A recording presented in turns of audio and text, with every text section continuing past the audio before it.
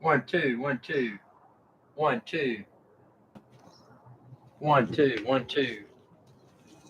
2, 3, 4, 1, 2, 3, 4. Let's see. I'm seeing if I'm getting microphone.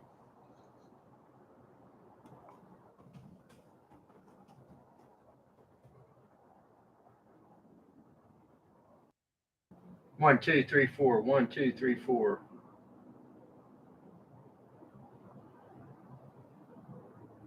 1, 2, 3, 4. 1, 2, 3, 4. 1, 2. 1, 2, 3, 4. 1, 2, 3, 4. 1, 2.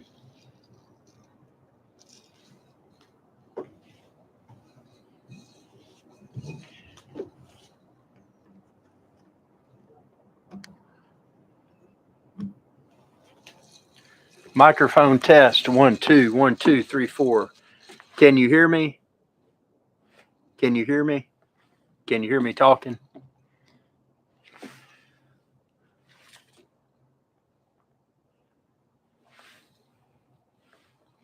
Trying to see if you can hear me. Let me see if I need to replug.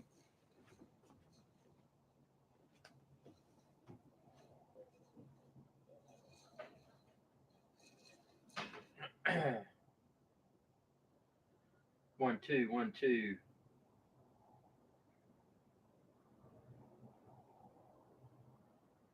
1, 2, 1, 2.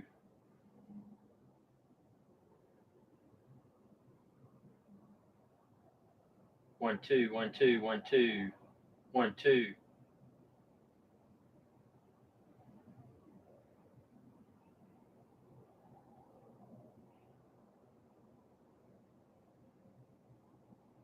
1, 2.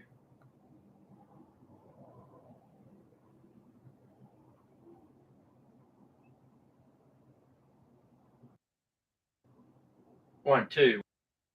1, 2.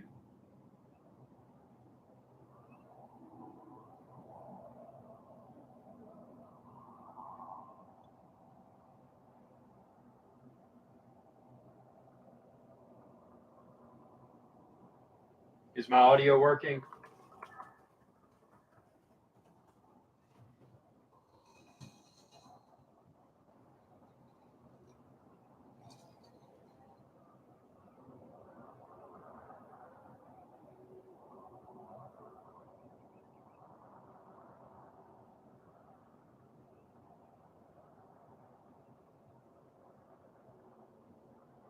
Hello, 1, 2, 1, 2.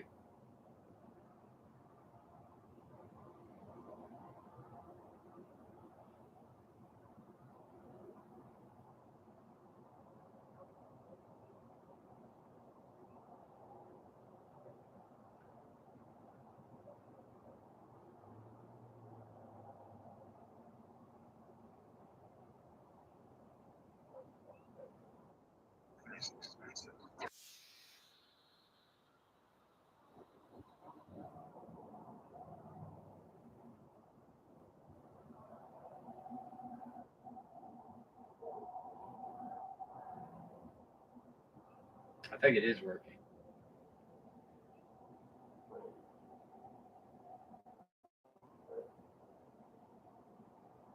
Okay, so it is working.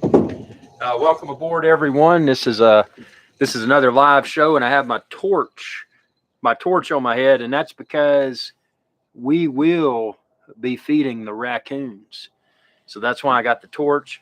I've got my Apple iPhone in my pocket here. I'm going to pull up the chat. So we've got the chat. So I hope the audio is good. I'm actually using a Rode microphone. So yeah, the audio ought to be really good. And I'm curiously enough, instead of using HDMI, or as they might say across the pond, HDMI, I'm using a USB-C, USB Charlie connection. So this is pretty interesting here. Let me get into the live stream so I can see and respond to your comments in real time. There we go. Okay, great. Great. Let me, let's see, we've got people tuning in here. Let me get this chat interface going here. Hello, I am typing this from my smartphone. Send. So now that ought to appear in the chat if this is working as expected. And it did. It did. It definitely did. So we're just going to jump right in here. This is a live stream. I want to do a little bit different format. Obviously, this camera is mobile, but I will have to move. When I move it, I will have to move the laptop in conjunction with it. So we're going to do a little bit of raccoon feed. We're going to talk about, and this is actually a response to one of the longtime viewers of the channel. And I want to dive into this real quickly before we start feeding raccoons. But this is for Cal C. Cal C today said, Irix, man, got to get a late night financial market recap going tonight. Things are getting wild here. So just want to talk about that. If you're interested in the economy at all, you've probably noticed that, and actually everything recently started with, well, I say recently is within the past few days. It was kind of a, and I've got my phone, so, type your comments. I'll be able to see them here shortly. But it started with the Silicon Valley Bank. And then that the markets kind of tumbled. So like people, and I'm not just saying people, but potentially hedge funds and all kinds of things, they lost confidence in the financial system. And it was just a snowball effect because you saw the banks really plummet. I mean, obviously all the big indexes, they plummeted, and I shouldn't say plummeted as in permanently, but a very hard and rapid pullback. And you saw crude oil really tumbled, which that's good for the gas tanks. But curiously enough, the precious metals, even though they did react a little bit, they didn't react as much as I felt that they should, given the market conditions. But, it even trickled down into the OTC, the over-the-counter bulletin board markets. You saw a lot of panic selling, people wanting to get out of equities. And it was pretty interesting, pretty dramatic. And again, that kind of started around, I would say the most recent reaction was, I mean, it initially started Friday and it's carried on. I mean, today is Wednesday, man. I mean, that's crazy what all's going on with the, with the markets. So let's see here.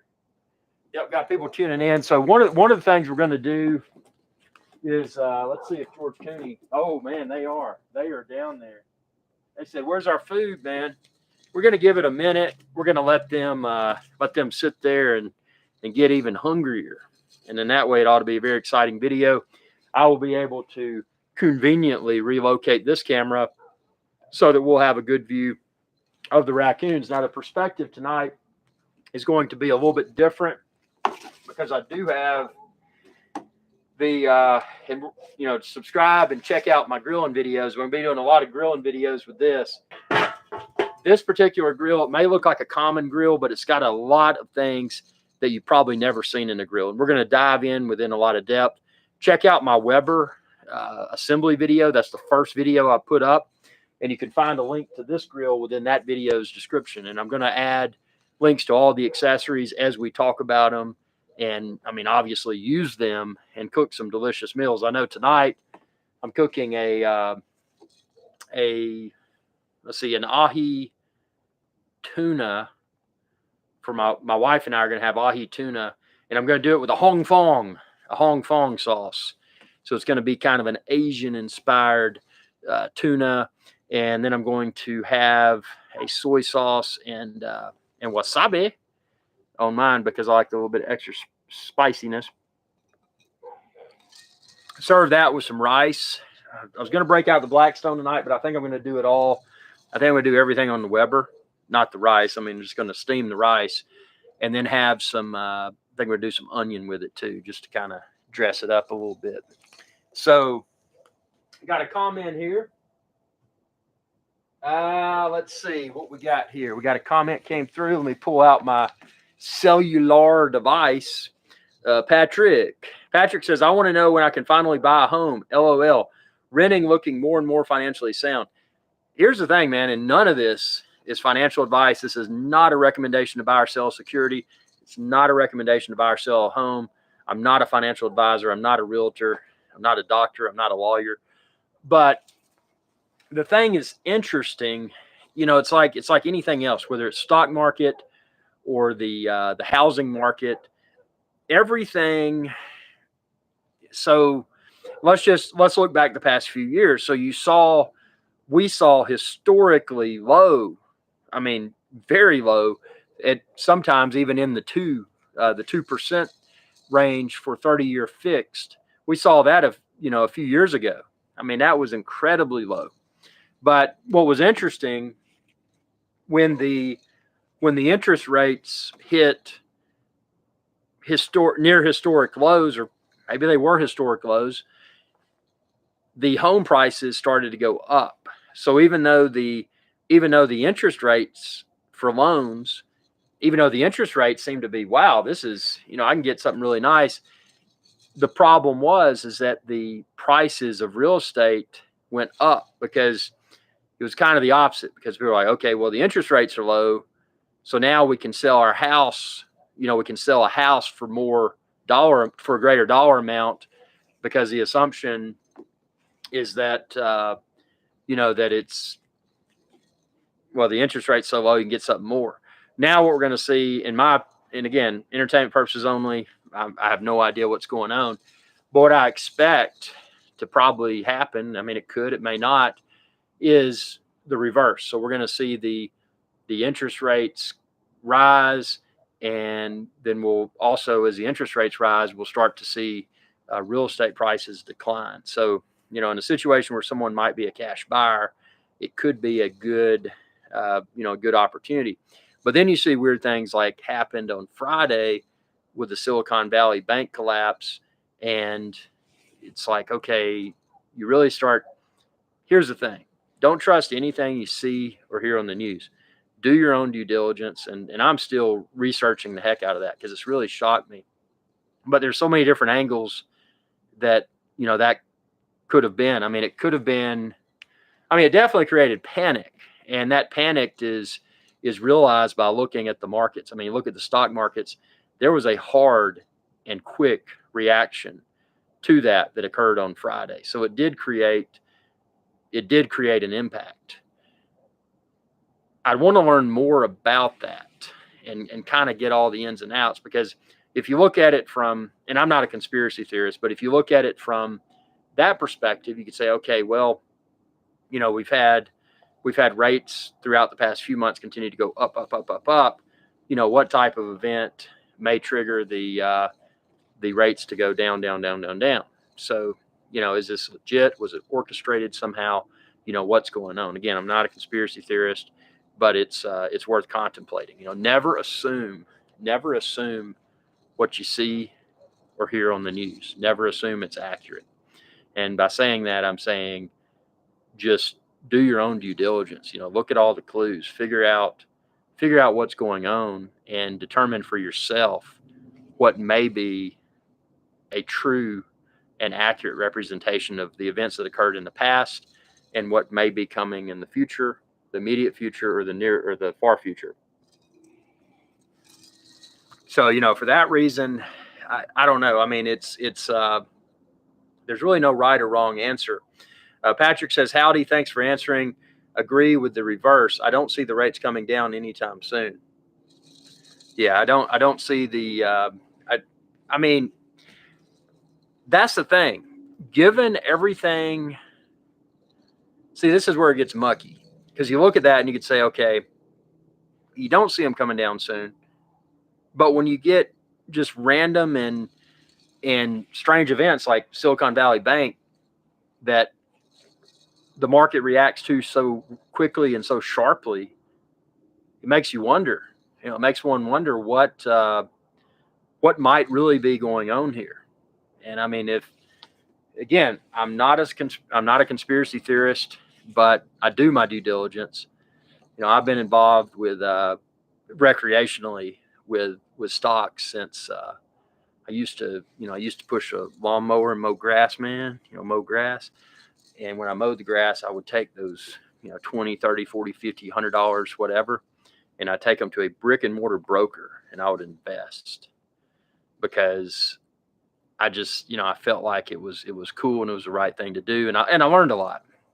But now, fast forward to the age of most everybody now uses an online brokerage. A lot of people do their own trading. They don't go through a financial advisor. So it's really changed the way that the markets behave. And by saying that, what I mean is a lot of people, and something I always do, I'm not an active trader. I'm not a day trader. I do everything with limit buy, limit sell, stop limit orders. I do that to better take the emotion out of it. And then that way I'm doing everything based upon my own objectives and my own risk tolerance. And I'm doing it outside of hours, but I'm putting the trades in outside of hours so that I don't even look at it. I don't let emotion become involved. But in the case of what's recently occurred, in my opinion, it's a prime example of an unexpected market condition that created a lot of panic selling. And I'm not going to overgeneralize here, but I would say a lot of the panic selling was probably prompted by inexperienced traders. A lot of times if you're interested in the hobby, weak hands, they got a little shake and they let go of their shares, and it just kind of, is a waterfall effect, multiple traders, and not so much hedge funds, professional traders, large financial institutions. I mean, some of them may have played a part of it. Some of them may have said, "Oh, we're going to probably see a dip here, so let's get out while we're still high, and then get back in when everything's low." So, the old saying, "Buy low, sell high." So it's been a very, and I keep pulling my phone out because that's how I read y'all's comments. It's been a very strange past few days in the stock market. And again, I don't watch the news. I can't stand the news, but I watch, basically my interpretation of what's going on in the world around us is based upon, I look at a few things. I look at precious metals. I look at the indexes. I look at so-called blue chip stocks. And then I look at the over-the-counter bulletin board stocks. And when I see everything sharply declining, there was some sort of catalyst that caused that. So that's when I do my deep dive analysis. And I may flip through Google and some sites and do my own research. I don't flip on the TV and go to the news. No. I develop my own opinions based upon numbers and my personal assumptions that I come to by looking at those numbers and evidence that I find. Now, speaking of financial markets, let's talk about some financial markets. I've got some raccoons down here, and I've got a bunch. I got a smorgasbord of, let's see, George Cooney. Oh, there you are. Let me turn my headlight on. My torch, as they would call the British. I'm in the UK, governor. I got my torch. Yeah, that was funny. I was doing a live stream with somebody from across the pond, and they're like, "Man, what's that torch on your head?" And it took me a while to figure out what they were talking about. And a lot of areas in Europe, they don't refer to this as a headlamp. They refer to it as a torch, because I'm like, no, I'm not burning something. I don't have a torch in my hand. But they were talking about the flashlight. So I told George Cooney, I said, I got my torch, which is my headlamp. So yeah, we're going to relocate the laptop, because I've got the laptop physically tethered to this camera, and we're going to turn the torch on. And tonight, yes, I do.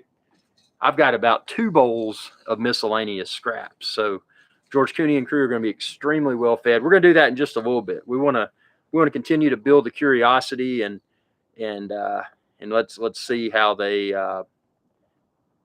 react when I when I drop the food over here in a minute.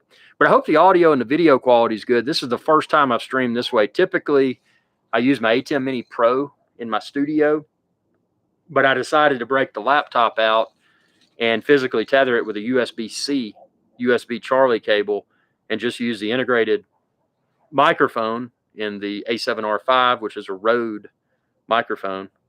You can find all of this linked on my website. But I just wanted to do that and see how it works, and I'm pleased with the results. And also wanted to say, so yeah, back to your question, Patrick, and everybody. By the way, it's a live show, so feel free to super chat if you want to. Not required, but it helps to support live streams like this. But Patrick's saying, yeah, he wants to know if finally buy a home, renting looking more and more financially sound. I mean, here's the thing with rent, and this is not financial advice. I'm not a financial advisor, but when you're renting, there's one way to look at it is that you typically don't have a long-term commitment.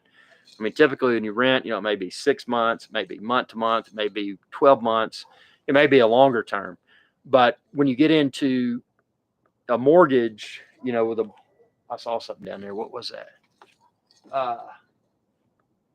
When you if the foxes come out a lot, but when you get into a mortgage, it's a situation. If you want to get out, then you've got to obviously got to find a buyer.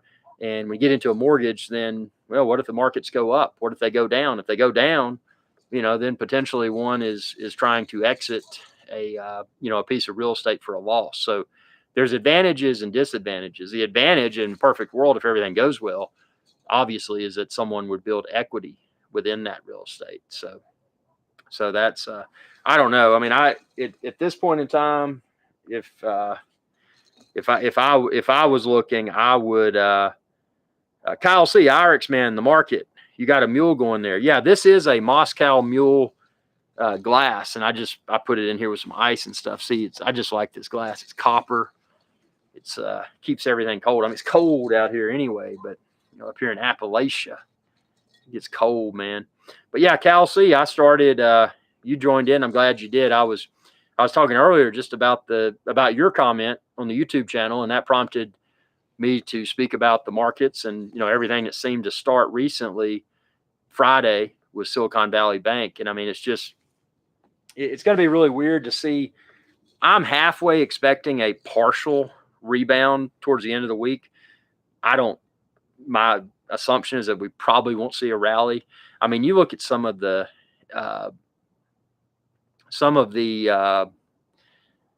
stocks that are already beaten down, because I like distressed stocks. I like ones that are, 50 at or near a 52-week low. And some of those, man, they've established new 52-week lows. And again, because of the panic selling. And a lot of those are heavily shorted anyway. But I mean, we're set up for a very weird and uncertain next few months, I would say. And the positive thing about it, though, is I was telling Patrick, because Patrick was talking about the mortgage and all that. The positive thing is, I mean, who knows? I mean, maybe this will cause a sharp correction with the interest rates. Because I mean, right now, whether it's a mortgage or a credit card or a personal loan or whatever, I mean, interest rates are sky high. And the sad part is they're sky high, but when you look at it from a historical perspective, they're still low. So how high can the things go? So there's a lot of schools of thought and a lot of speculation, but trust your gut, trust your own due diligence, because there's people. The thing that a lot of people don't realize, especially people that haven't dabbled recreationally with the stock market for many years. I mean, I've been doing it for 30 plus years. So, I mean, I'm not saying, I mean, again, I'm recreational. I'm not a professional trader, but, just seeing how things how markets have changed. I mean, right now it's a really weird, it's one of those things you don't know. Have we hit the bottom? I don't think we have. When will it rebound? I mean, who knows? Will it rebound? Will people abandon the stock market? Will they shift into physical assets? Will they get out of the so-called paper money? Will they get out of that? I mean, it's an uncertain time. And Kyle C, I know that I'm pulling my phone out because I don't have my comments in front of me here. Let's see. That was my wife telling me about dinner. Okay. Yep. So she's wrapped potatoes. So obviously we're going to have potatoes with these Hong Vong ahi tuna. That sounds good. Okay. Kyle C says, but yeah, I do have the mule going. Like you said, the Moscow mule. You got to do that, man. But I don't know. I mean, it's an uncertain time, and you know, some people say it's an opportunity. Obviously, a lot of people are fearful as the market has reacted since Friday, all the panic selling.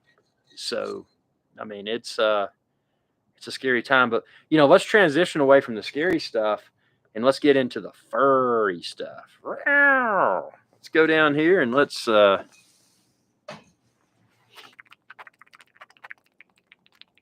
feed some raccoons. How about that? Let me move this chair over here for the laptop because I got to have the laptop for the camera. We're going to move this over here. George Cooney, it is coming, okay? We're going to put this here, and then we're going to move the camera in conjunction with the laptop. Oh, Patrick. Whoa, Patrick. Oh, man. Patrick said, I saw your Maine Coon cat, old vid. I'm here with my blue tick coonhound pup to add the coonery tonight. So you got you mentioned Maine Coon and you got a coon hound, and now we're going to have raccoons. So let me put this down here. We're going to get this optimally positioned, and I hope the lighting is great. I hope you coon care, because I know that George Cooney and crew are very hungry. So, and speaking of George Cooney and crew, we're about to see them. Hello, I'm angling the camera down. Are you ready for a conference call? Okay, there we go. And so you can see here now, I've got a 16 to 35 millimeter, but you can see there's George Cooney. See right there? Hey, George Cooney, you want to wave at the camera? Yeah. Yeah, I'm going to go in and get the bowl of miscellaneous scraps. Okay, that's good. That is solar LED lighting, does not require any electricity. So, you know, I'm trying to be as conservative as possible here with the electricity, because it's all that solar. I mean, isn't that amazing? Now, see, when I turn my headlamp on, well, you can see the eyes. See, he ducked over there under the tree. See, there he is. Hey, it's good, man. I'm gonna get that raccoon food. And I do owe Patrick a sound of the super chat, the next show in the studio, because he sent me a super chat, and I did resolve the brown recluse problem with the didgeridoo. So we'll talk about that. But let's go get these raccoons some food. I'll be right back. George Cooney, it's coming on its way.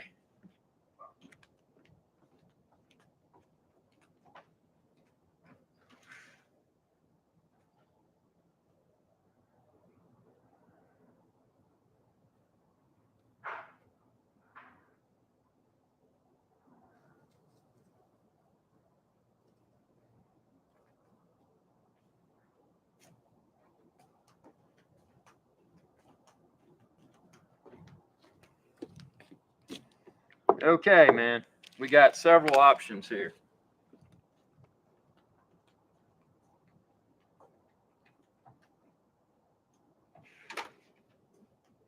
So we got several things.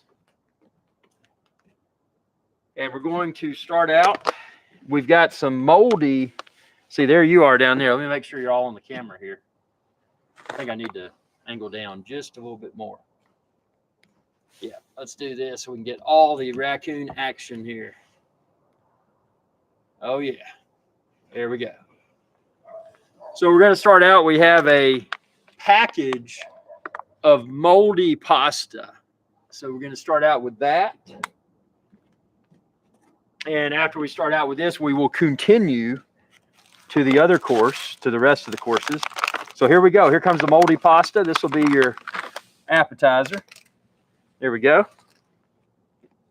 Let me grab the camera here so you can see him enjoying that. Right, there's one more. There it goes. I didn't want to leave any moldy pieces behind.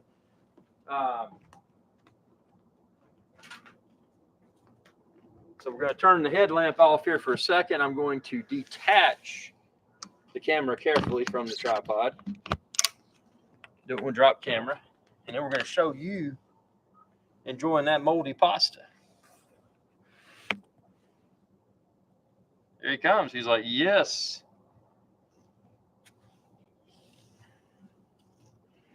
Actually, I'm going to take this headlamp off my head. There we go.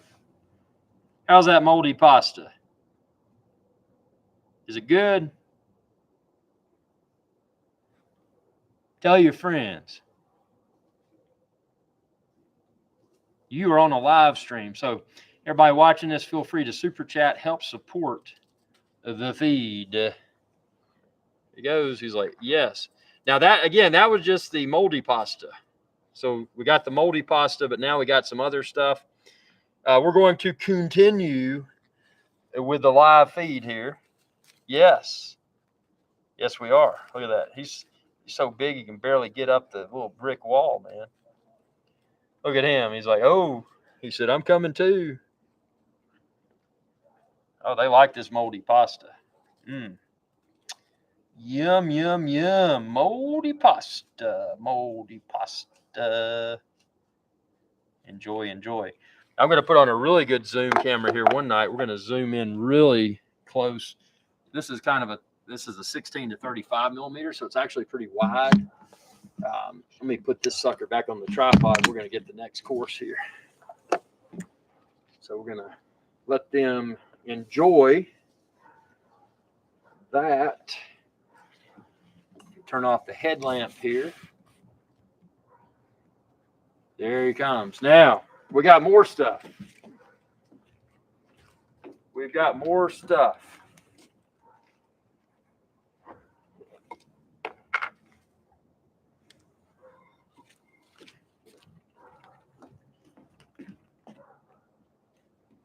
In this bowl, we have a chicken thigh that fell on the floor, and we have some oranges. I know you don't like citrus. Watch out, because it's coming down.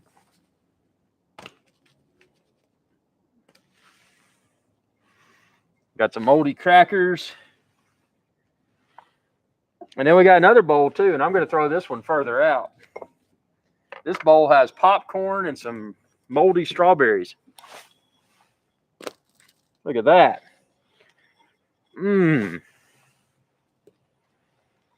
Come and get it.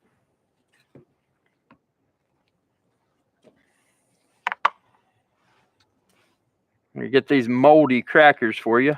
Oh, they're so moldy, they're stuck to the thing. So you may not get those crackers, but I will get you something else. Let's see. Let's get this zoomed in here so you can see the raccoon action.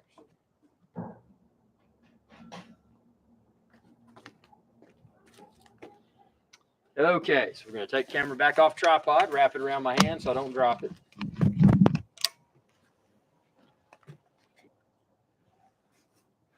Here he comes. Here comes one of them.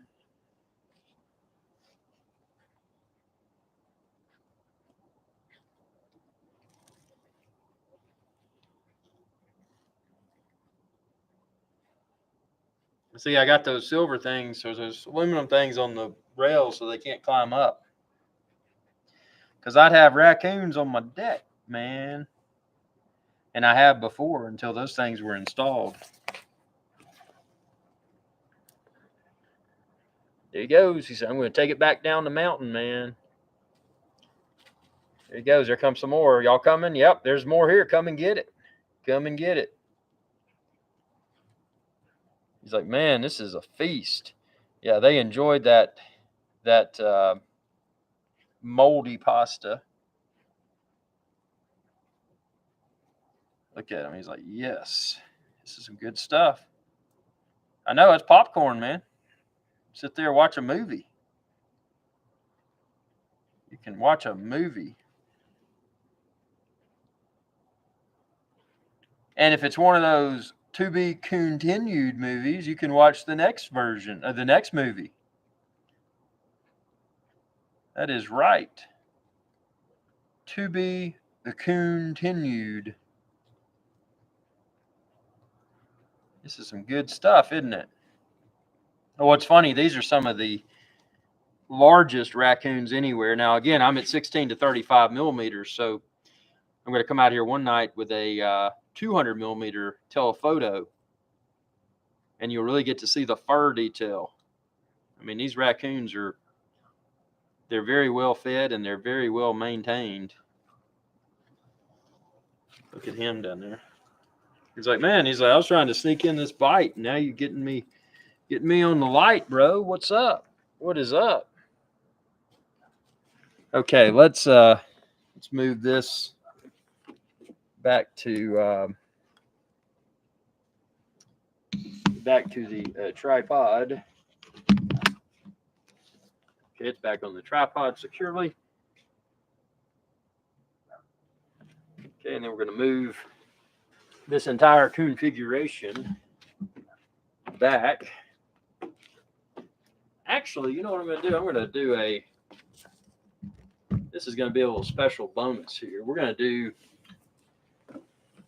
do some up close grilling stuff here. I want to show y'all some cool stuff. We're going to zoom this out.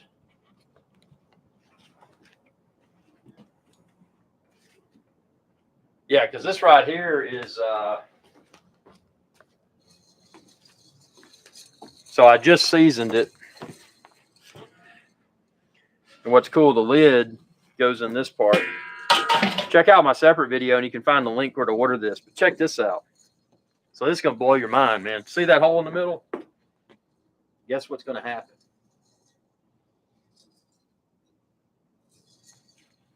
Guess what's going to happen? Oh, I need to put the baked potatoes on. Hold on. I'll be back.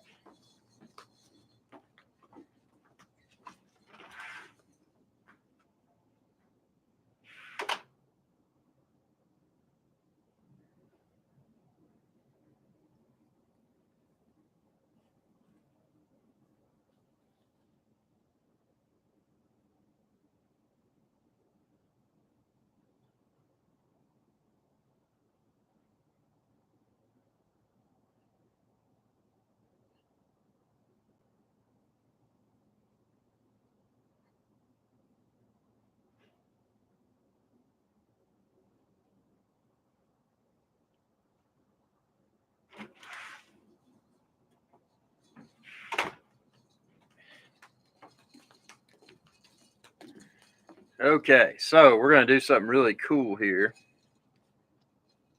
that you may not have seen before. So this ought to be pretty exciting. Speaking of exciting, Patrick, I really appreciate that super chat. That was awesome. Cal C, be back in a few. Hey, don't miss out. Do not miss out. Okay, I'm going to set a timer here for my potatoes. Keep my potatoes timed. I do an hour at 400 degrees for those. So now we're going to start this sucker up.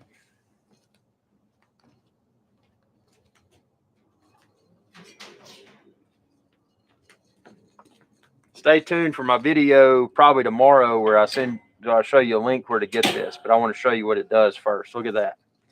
So you're like, what the heck is that? What is that, dude?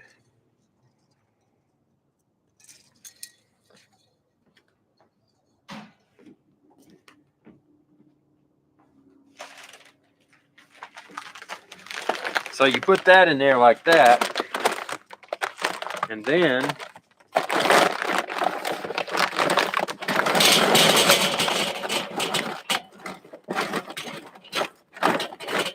actually not going to do a lot of cold because I'm only doing, I'm doing ahi tuna tonight, so it's not going to be like a long cook. But check this out.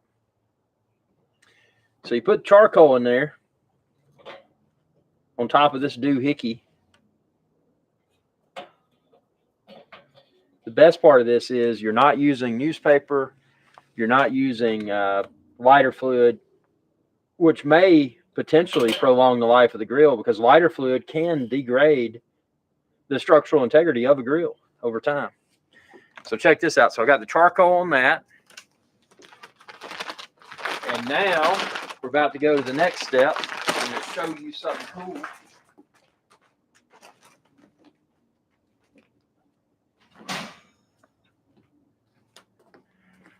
Well, that's an orange power cord. That's orange, man. Bright orange.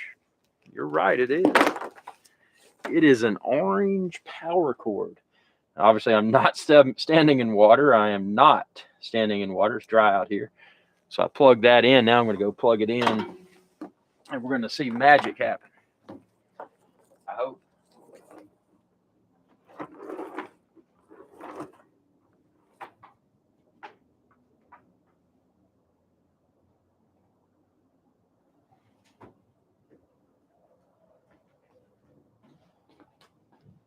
So there's not an on-off switch. So hold on 1 second, man. I gotta throw my onion in the oven. I'll be right back.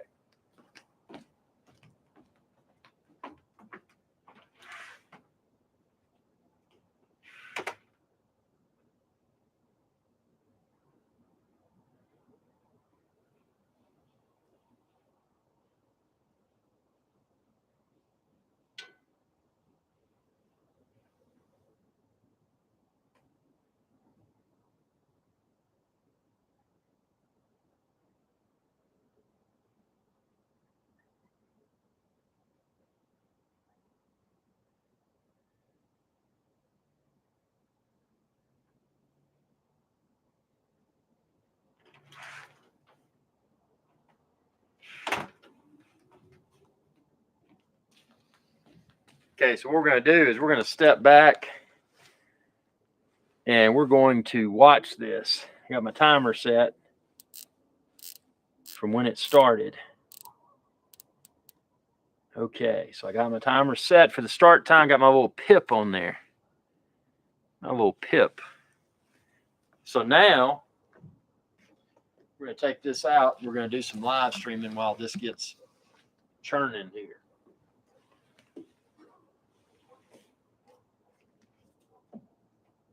What's in the grill and what watch? Okay, the grill, that I'm going to post because I want to, I want to make sure this thing works as expected. And when it does, I will post a very in-depth review within the next few days and include the link. But I don't want to post that prematurely because I put a lot of pride into what I use and what I review, and I'm not going to recommend something if I feel that it doesn't meet the Irish guy's expectations. And then you said which watch? I'm going to give you a guess. I'm going to put it up here so you can see if you can tell. Can you tell what that is?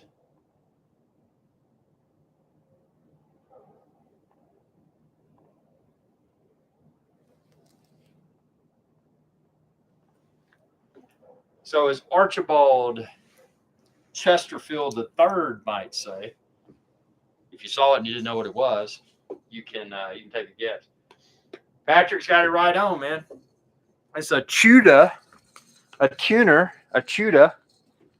Black Bay 58. So one of the, in my opinion, one of the most perfect sizes, 39 millimeter.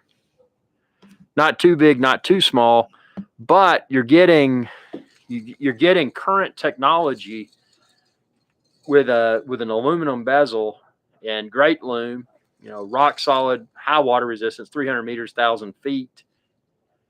Very nice bezel action. I mean, it's a great piece. I mean, you can hear the bezel. I've had this for many years, and it's one of my favorites because, again, the bezel action is great.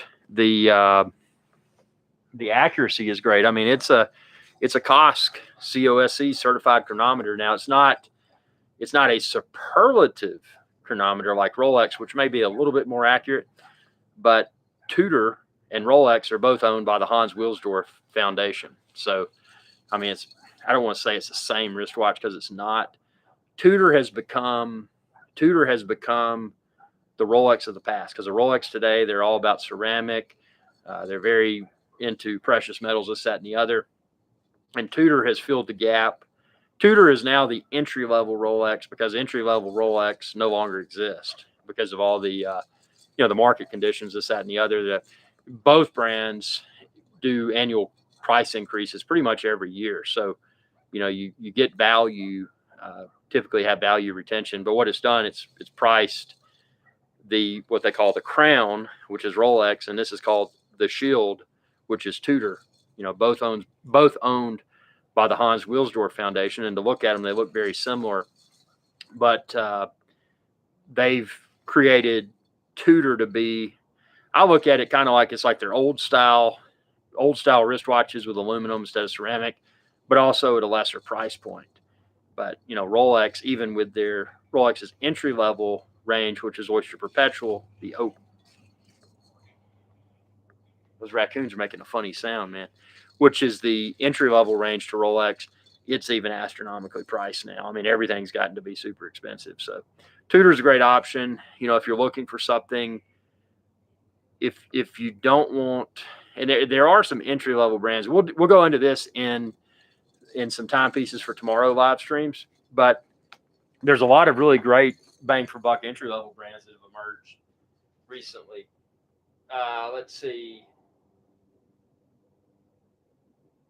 Yeah, Patrick said I must have hit the dial with my light. Yeah, actually I did, because see now it's died down a little bit. But yeah, I hit it with the light like this.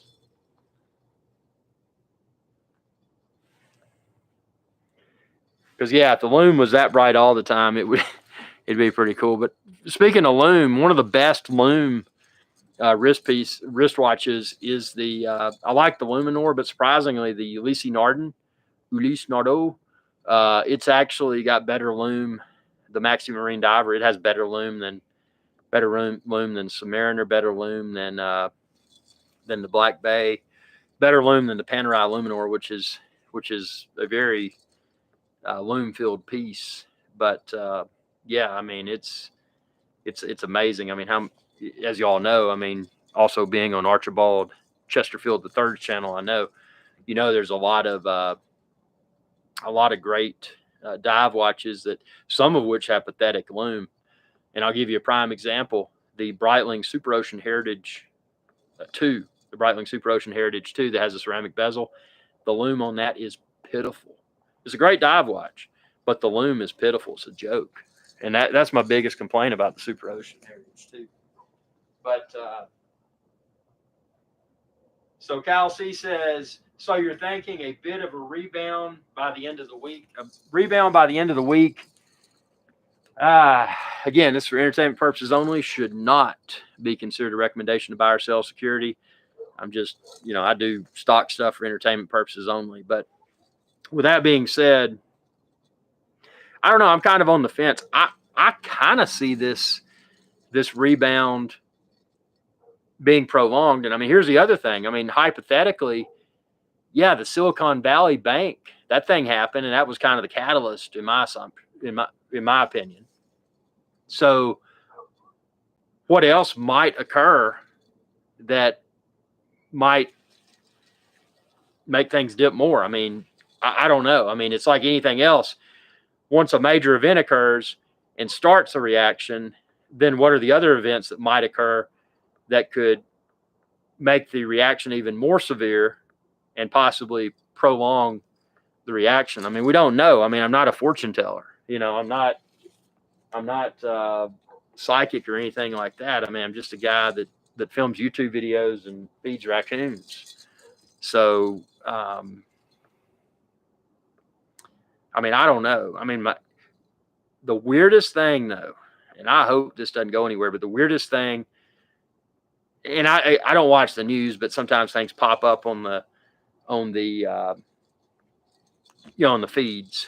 When I do a lot of social media, obviously, but that thing about the aircraft or whatever, I think it was a drone. I refuse to watch the news because it just makes me so mad even scanning through it, because you get in that rabbit hole and you just see one thing after the other, and it's like, man, this is just junk. It's like I'd rather follow numbers. I'm a numbers guy. I'm a numbers and data-driven guy.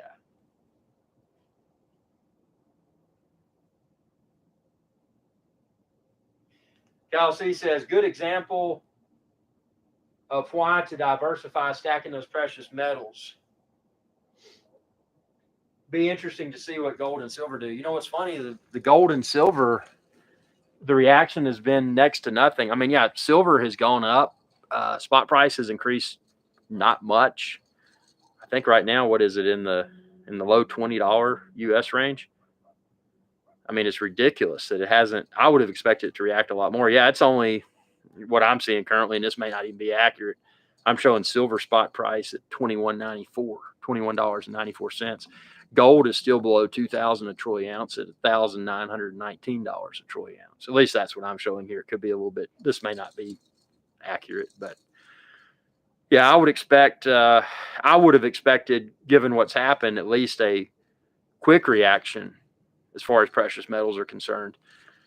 Niner says, sup, man, we talking watches. Niner, welcome aboard. Always good to have you here. Niner, if you don't know, like everyone in the house tonight. I mean, we've got Kyle C., we've got Patrick, we've got Niner, all of y'all great supporters of the channel, and also fellow wristwatch fanatics, which is great. And yeah, Niner, so what's on your radar? Have you had any? I know you've got the Jaeger LeCoultre, which is really nice.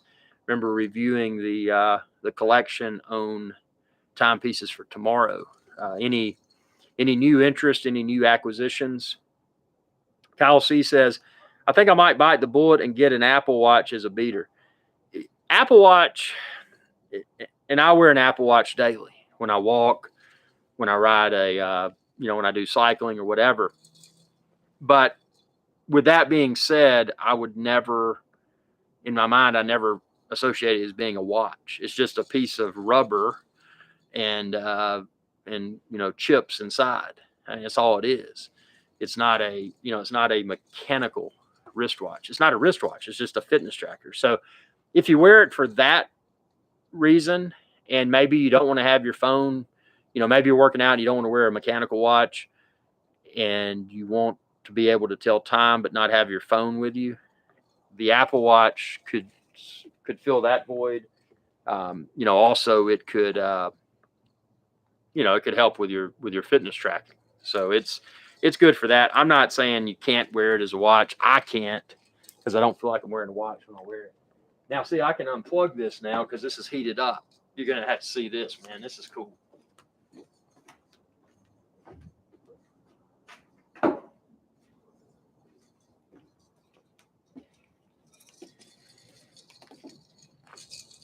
I'm going to show y'all this up close here.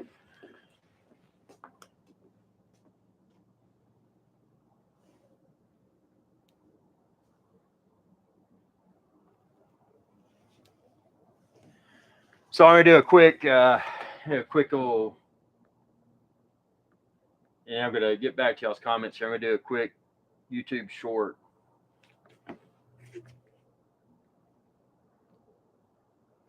Hey, y'all, Chef Irix Guy here, back again with another grilling video. You see that, man? You see that?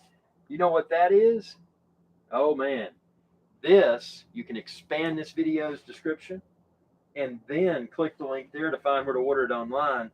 But what this thing does, it allows you to light charcoal exceptionally well without using lighter fluid, without using a chimney, without using anything else. No sort of fire starter. You just use electricity. And this sucker fires up your charcoal. Very good, very inexpensive. And you can see for yourself how well it works. Again, expand this video's description and then click the link there and you can find where to order it online. Oh, and be sure to subscribe and ring that bell icon when you do to check out all of Chef Irix Guy's videos. Y'all have a good day. So that was a YouTube short that I will use to promote. Hopefully people will see this in action and they'll want to buy it and they'll hopefully choose to purchase it through my links below the video. And again, I don't have those links in this video right now, but I will add them, and I'll also add the link to the grill. But like anything else, I want to make sure it meets my expectations before I go out and say, hey, man, check my link, because I'm not that kind of guy. I know a lot of people get stuff and they're like, man, I'm just going to, spam the link and not even use it. Or, I mean, this is phenomenal. I mean, you can see what it's doing here. So let's see. Okay, so we got some comments. Let me pull this out first. Pull this out. Well, we're going to give it just a second. It's lighting the top ones. I'm going to read y'all's comments. I did unplug it because you don't want that to get too hot. So let's see. Comments here. Kyle C says, that's my thing. And talking about the Apple Watch. Niner says that Geo Glashütte Original is hopefully the next. Just got the new Seiko GMT, not the blueberry, got the gray black bezel. Cool. And then Niner says, wow, behind the scenes. Niner says, Apple as beater isn't the worst idea. Well, it's not. I mean, it's good for fitness tracking and, seeing what time it is. Yeah, and something else you could also do is, you can use your hand. And I've got a video from a while back. You can tell the time by putting your hand out and looking at the horizon, and you can pretty much, with pretty good accuracy, determine what the time is without having to have a wristwatch or any sort of timing device. So that's kind of cool. Let's get this up here close. I want y'all to see this in its full glory.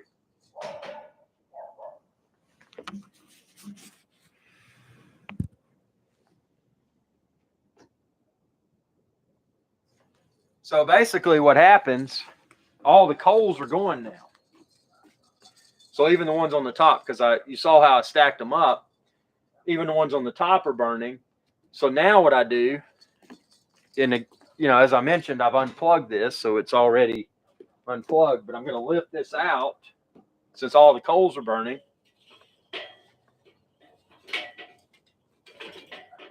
And then distribute my coals how I want them distributed within the grill. This is hot, so you don't want to put this. I'm going to put it on my wrought iron table over here. Let it cool off before I take it inside. But now the extra treat, and I'll be sure to link this also within a future video, is what I'm about to insert into the grill. First time using it. And I think you're going to find, and if you're watching this not live, the link to was probably in this video's description, but this right here is awesome. This thing is going to really, yeah, who tells the time with a watch anymore? That's true. Actually, I do. What's on the menu tonight? Ahi tuna. This right here is my middle grate. So that's the beauty of, and I've seasoned it, but this is cast iron. And like I said, after this show's not live, I'll link it. But what this will let me do is have a searing area in the middle.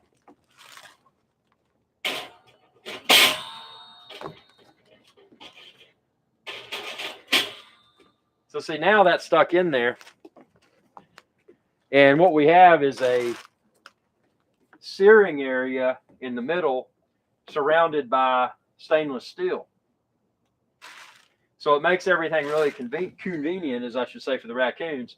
And also I can lift this up besides if I need to add more charcoal as I cook, which I won't for ahi tuna.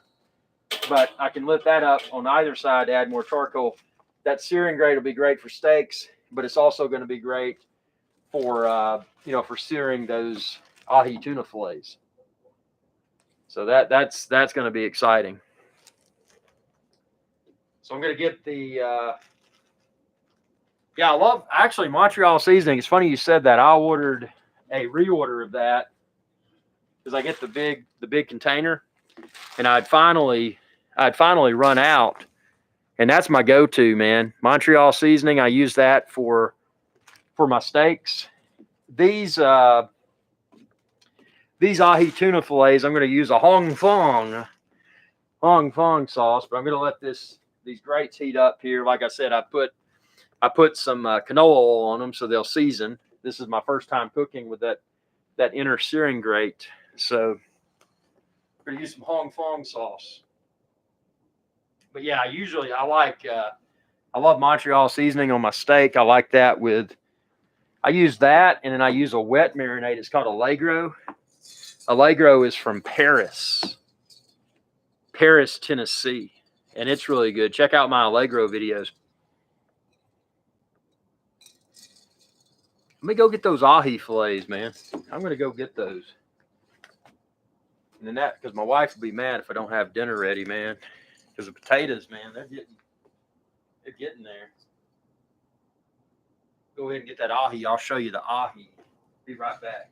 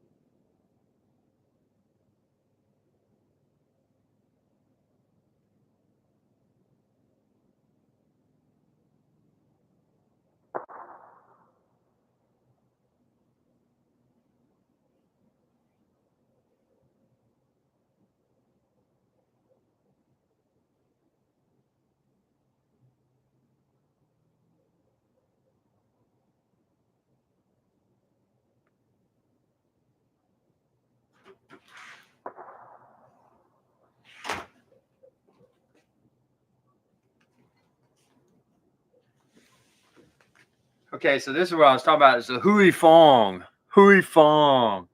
Hui fong. Hui fong. Now I'm going to bring it out here. So I'm going to show you the ahi with the hui fong. Hui fong sauce, if you've never had it, is super duper good. It's a chili garlic sauce. It's great on chicken. It's great on ahi tuna. There's so many things you can cook and make delicious with hui fong.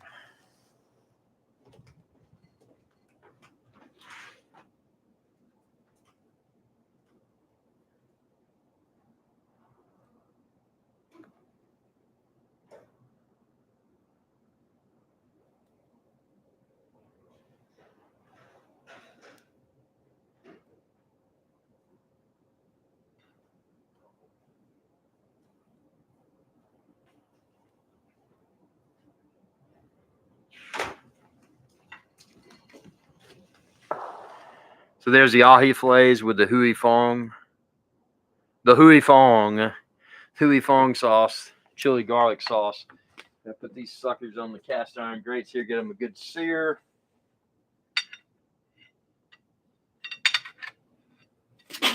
Whoa, flip that one over.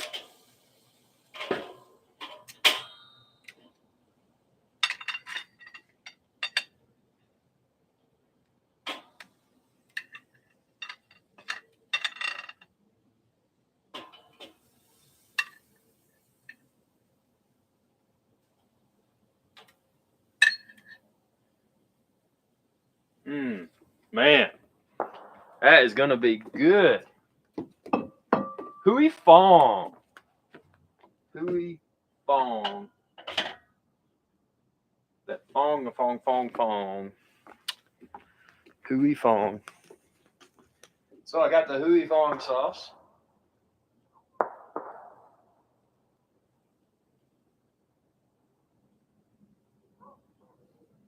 Okay, now I'm going to read some comments here.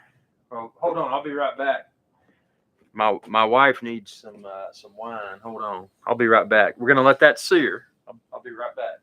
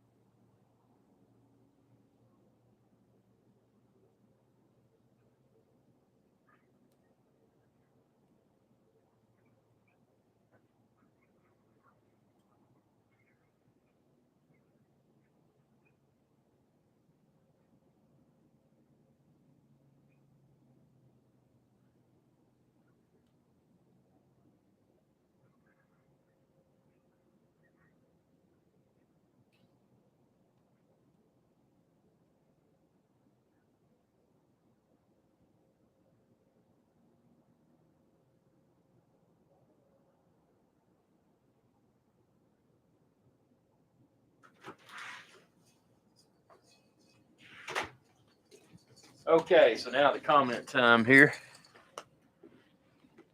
Those are getting a good sear. That's great. Let's see what we got on comments here. I eat tuna with Montreal seasoning. Yep. Can George eat tuna? He could, but he's not going to get any of this because I've got a conservative amount of ahi tuna. And then Kyle C says, here's a little tip. Light drizzle of balsamic glaze on top when it's hot off the grill. What a dandy. Oh, that sounds great. What beverage you got on the mule cup? Ron Zacapa 23.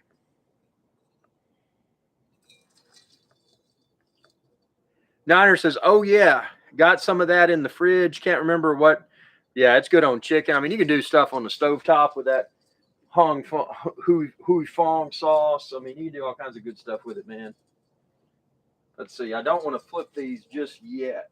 I'm going to let that Hui Fong really kind of set in there. Let's see. Yeah. Oh, yeah. But yeah, these cast iron grates, I can already tell, are amazing. And they're, because I've sprayed on the I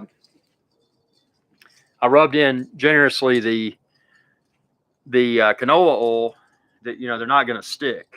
So it's non-stick. You get the cast iron sear. It's a total win.